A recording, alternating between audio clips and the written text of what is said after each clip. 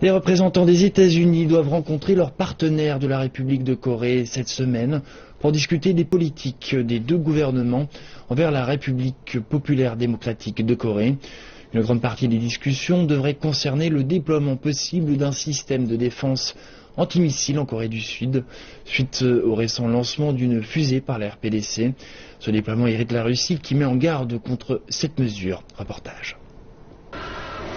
Lorsque le gouvernement de Pyongyang a lancé au début du mois une fusée à longue portée dans l'espace, la Russie a condamné l'action, comme la plupart des membres de la communauté internationale.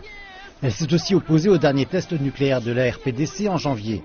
Tandis que la Russie a demandé à Pyongyang d'abandonner son programme d'armes nucléaires, la nouvelle selon laquelle les États-Unis envisageraient de déployer en Corée du Sud leur propre système antimissile, le THAAD, fait grincer des dents Moscou.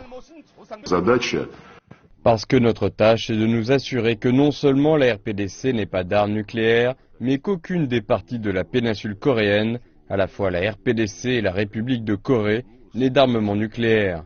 Les États-Unis ne devraient pas livrer des composants de leurs propres armes nucléaires à la péninsule coréenne. Le gouvernement russe a appelé au calme dans l'escalade des tensions entre les deux Corées et a exprimé son inquiétude relativement au déploiement du système THAAD, disant qu'il pourrait susciter une course aux armements dans la région. Mais selon l'analyste politique Dimitri Koserev, la Russie perçoit le système américain de défense antimissile comme une menace juste à sa porte.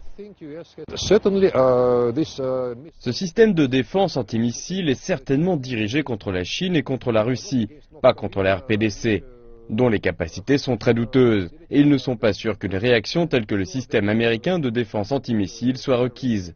Il ne s'agit pas de la Corée, il s'agit de nous. Le Premier ministre russe Dmitri Medvedev a récemment parlé d'un glissement du monde vers une nouvelle guerre froide. Et la bataille d'influence pourrait bien se propager bien au-delà du Moyen-Orient à d'autres parties du monde telles que la péninsule coréenne.